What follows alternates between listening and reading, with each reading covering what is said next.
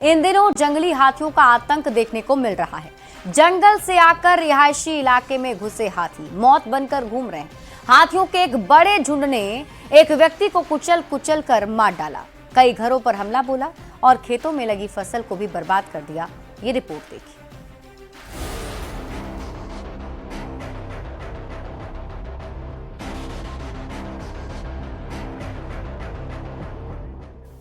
मौत का काल बनकर घूम रहा जंगली हाथियों का ये झुंड हजारीबाग के लोगों पर कहर बनकर टूट रहा है। रिहायशी इलाके में घुसे ये जंगली हाथी घरों को निशाना बना रहे हैं, खेतों में लगी फसल को बर्बाद कर रहे हैं, घरों में रखे अनाज को चट कर जा रहे हैं। दिन हो या रात हो, ये हाथी झुंड बनाकर आ रहे और आफत बनकर टूट रहे हैं। जो कोई भी इन हाथियों के करीब जा रहा, उन्हें भगाने की कोशिश कर रहा, ये हाथी उनकी जान भी ले रहे हैं। पीछे से तोड़ रहे थे तो उनको लगा कि कुछ तोड़ रहा है कोई, उसके वजह से वो निकल रहे थे तो बीच दो हाथी थे, वो गेट पे थे और उनको अपने सूंड से लपेट लिए और लपेटने के बाद उसको जान से मार दिए। सदर प्रखंड के चाना गांव में जमीन पर पड़ी ये लाश छोटू महतो की है। बीती रात जंगली हाथियों के एक बड़े झुंड ने छोटू के घर पर हमला बोल दिया। हाथियों ने इस कदर उत्पात मचाया कि सारा घर तहस नहस कर दिया। गहरी नींद में सो रहे छोटू महतो की जब नींद खुली तो उसके सामने मौत नाच रही थी। छोटू ने हाथियों को भगाने के लिए जैसे ही कदम बढ़ाया, सूंड में लपेटकर हाथियों ने पटक पटक कर मार डाला। अचानक रात में आने के कारण नहीं जान पाए आदमी कि ऐसा घटना होगा। बाउंड्री उंड्री भी धंस दिया है बहुत तरह का, पहले भी बाउंड्री धंस दिया था। क्या डर बना रहता है? डर बना रहता है, अचानक आ जाता है, तोड़ फोड़ कर देता है, पटक देता है, जान ले लेता है। जंगली हाथियों ने मृतक छोटू महतो की पत्नी को भी निशाना बनाया। हालांकि गनीमत रही कि उनकी जान बच गई। इसके बाद हाथी रोला गांव की ओर बढ़े और खेतों में लहलहाती फसलों को कुचल डाला। करीब 7 एकड़ में लगी टमाटर और मटर की फसल को काफी नुकसान पहुंचाया। खेत में काम कर रहे 2 मजदूरों पर भी हमला बोला, लेकिन दोनों जान बचाकर भाग निकले। हम लोग भाग गए, हम लोग धक्का थोड़ा लगा है, इधर चोट लगा है। हाथियों के हमले से लोग दहशत में जी रहे हैं, मौत के खौफ से रत जगा कर रहे हैं। हाथियों के आतंक पर काबू के लिए वन विभाग की टीम लगी हुई है। देखना होगा हाथियों को वापस जंगल भेजने में टीम कब तक कामयाब हो पाती है। हजारीबाग से संवाददाता सुशांत सोनी के साथ ब्यूरो रिपोर्ट, न्यूज़ 18। राष्ट्रपति के अभिभाषण पर टिप्पणी कर सोनिया गांधी और उनके बेटे राहुल गांधी चौतरफा घिर गए हैं। संसद के बजट सत्र की शुरुआत में जिस तरह से राष्ट्रपति को लेकर बयान दिया गया, उस पर प्रधानमंत्री नरेंद्र मोदी ने भी कांग्रेस पर शाही परिवार की ओर से करोड़ों आदिवासी भाई बहनों के अपमान का आरोप लगा दिया और इसी पर तेज हो गई है सियासत। No comment. No, the president was getting very tired by the end. शुक्रवार से संसद का बजट सत्र शुरू हो गया। सत्र के पहले दिन राष्ट्रपति द्रौपदी मुर्मू ने दोनों सदनों के संयुक्त सत्र को संबोधित किया। आज देश बड़े निर्णयों और नीतियों को असाधारण गति से लागू होते देख रहा है और इन निर्णयों में देश की गरीब, मध्यम वर्ग, युवा, महिलाओं, किसानों को सर्वोच्च प्राथमिकता मिलेगी। पर राष्ट्रपति का अभिभाषण कैसा रहा, इस सवाल पर जो कुछ भी सोनिया गांधी और उनके बेटे राहुल गांधी ने कहा, उस पर विवाद खड़ा हो गया है। पहले राहुल गांधी ने बोरिंग, नो कमेंट कहा, फिर राहुल के बगल में खड़ी सोनिया गांधी ने राष्ट्रपति को बेचारी शब्द से संबोधित करते हुए थकाऊ तक कह डाला। एक बार फिर सुन लीजिए सोनिया और राहुल ने राष्ट्रपति को लेकर क्या कहा। Boring. Usual false promises. Boring. No comment. No, the president was getting very tired by the end. Repeating the same thing again No, and she again. could hardly speak, poor thing.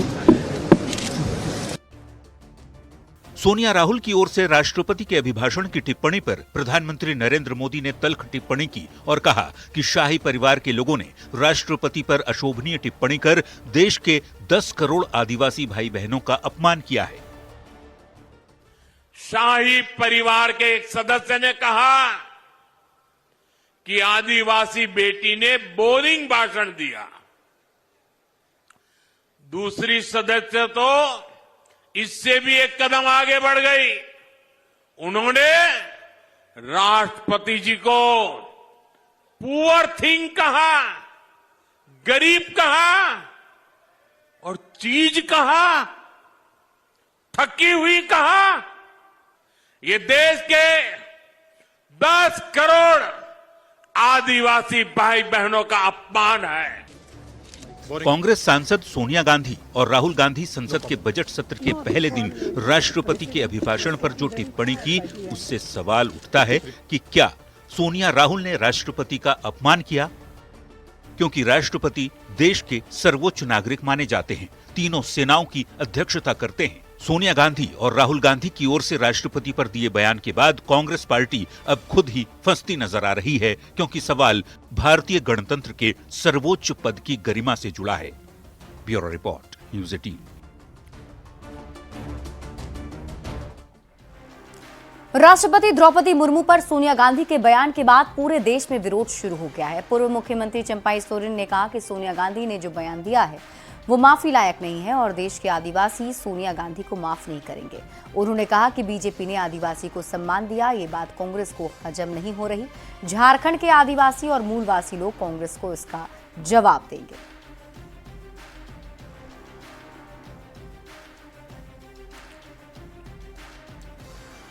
आंदोलन में कुचलने का काम किया है Congress party ने। ना आदिवासी हितैषी है कांग्रेस, ना मूलवासी का हितैषी, ना दलित का, ना पिछड़ा वर्ग। इसीलिए वो लोग का सामने आज आईना की तरह साफ आ गया।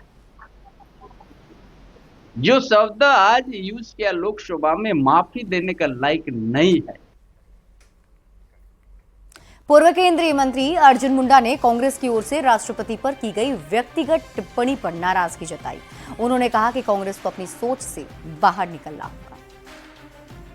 देखिए, राष्ट्रपति के अभिभाषण पर यदि कोई टिप्पणी करते तो बात समझ में आता।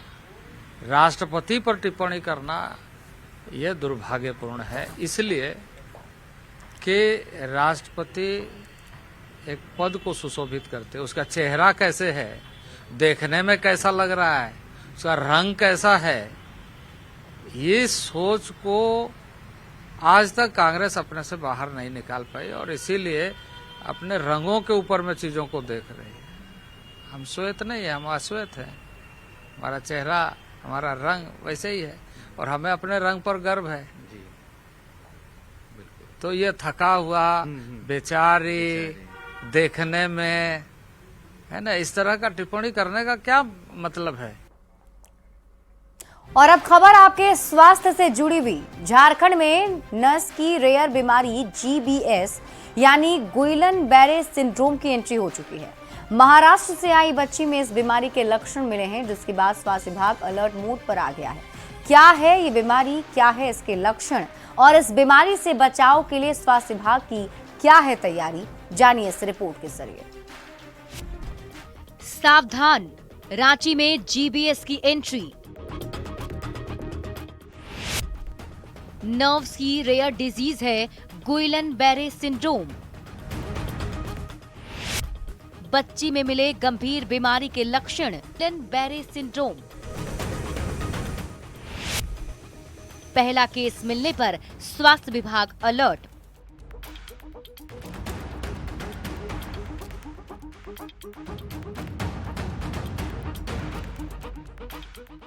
अब तक महाराष्ट्र में महामारी के रूप में कहर मचाने के बाद गुइलन बैरे सिंड्रोम यानी GBS की झारखंड में भी एंट्री हो गई है।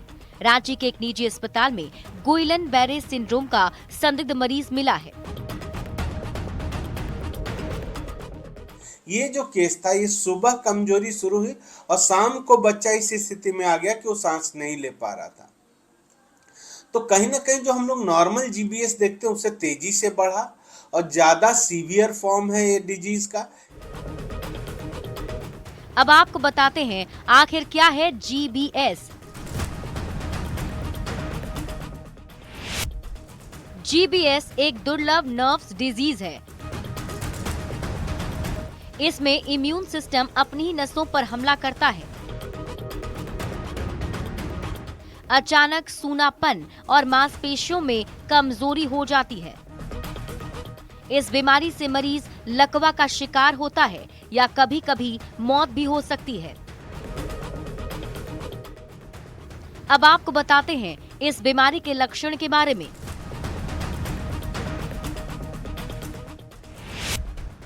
GBS बीमारी से पीड़ित मरीज को चलने में दिक्कत होती है, रीढ़ की हड्डी में कमजोरी होती है, चेहरे पर लकवा के लक्षण दिखते हैं, छाती की मांसपेशियों में कमजोरी होती है जिससे बोलने और खाने में दिक्कत होती है, सांस लेने में भी परेशानी हो सकती है, नजर का कमजोर होना और शरीर का संतुलन खोना भी इस बीमारी के लक्षण हैं।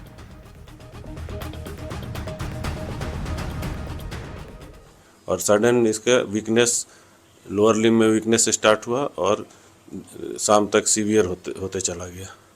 तो अभी सैंपल आप लोग लेने हैं? अभी सैंपल है, उसको कंफर्म करने के लिए कि GBS है कि नहीं, उसको हम लोग NIV पुणे भेजेंगे।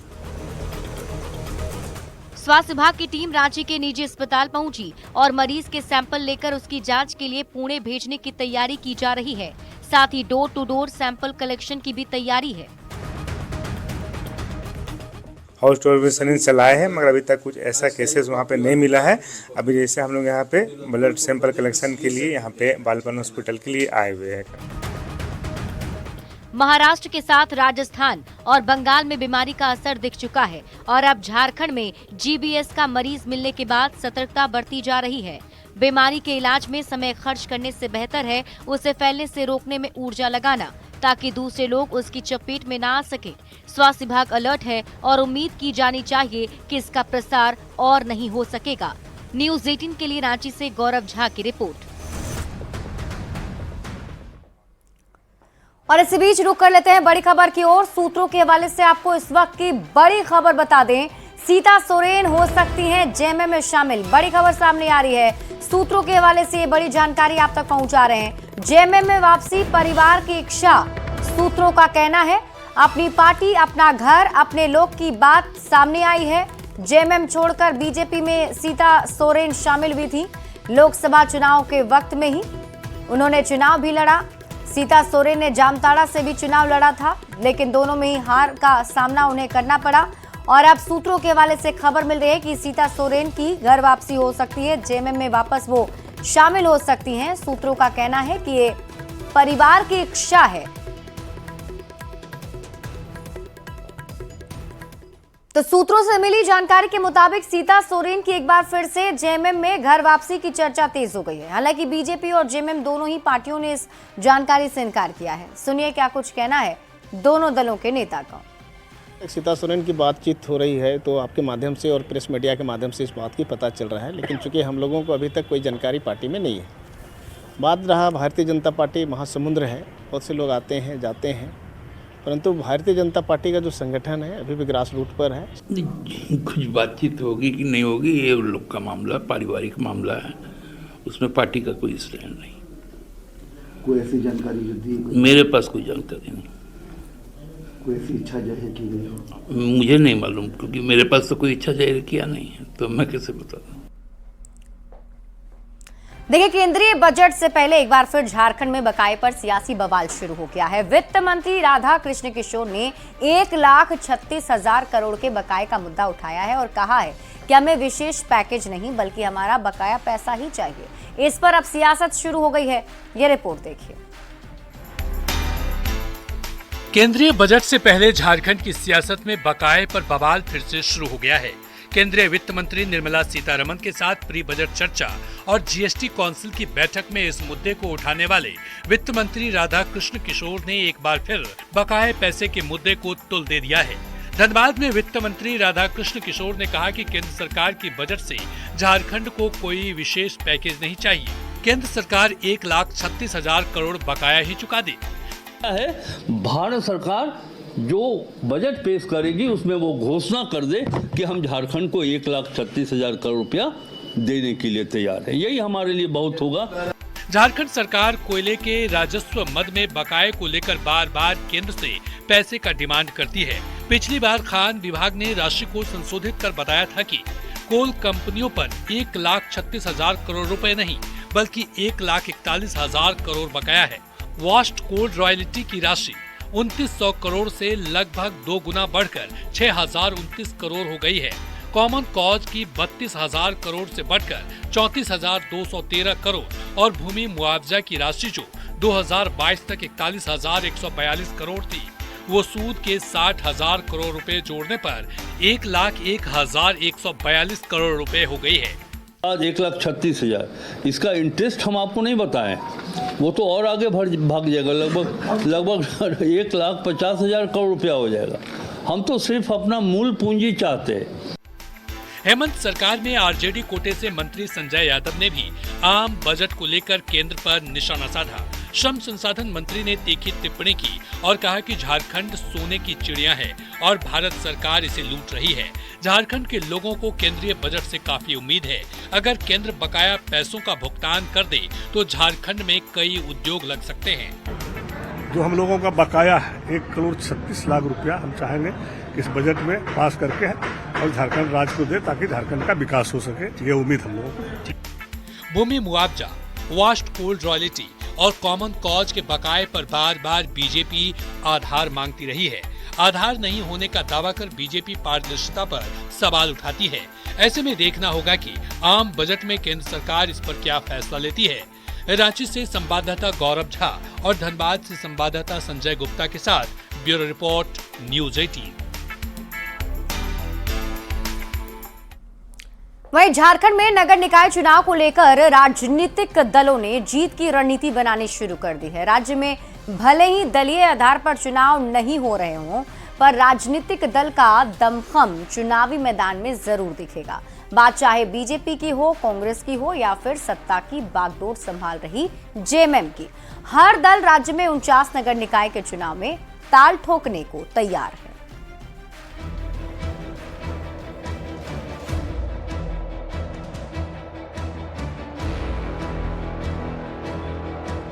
झारखंड में नगर निकाय चुनाव का बिगुल कभी भी बज सकता है।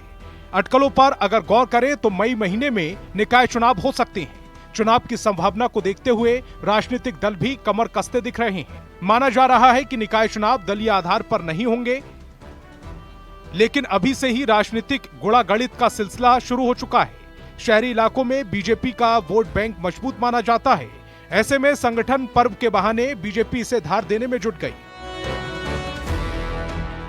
भारतीय जनता पार्टी 365 दिन अपने कार्यकर्ताओं के माध्यम से, कार्यकर्ताओं के भरोसे चुनाव के लिए तैयार रहती है। जब चुनाव हो जाए भारतीय जनता पार्टी तत्परता के साथ, मजबूती के साथ चुनाव लड़ने के लिए तैयार रहेगी। कांग्रेस पार्टी निकाय चुनाव को लेकर अधिक गंभीर दिख रही है। पार्टी की 5 से 6 बार बैठक हो चुकी है। 2 और 3 फरवरी को राज्य स्तरीय बैठक बुलाई गई है।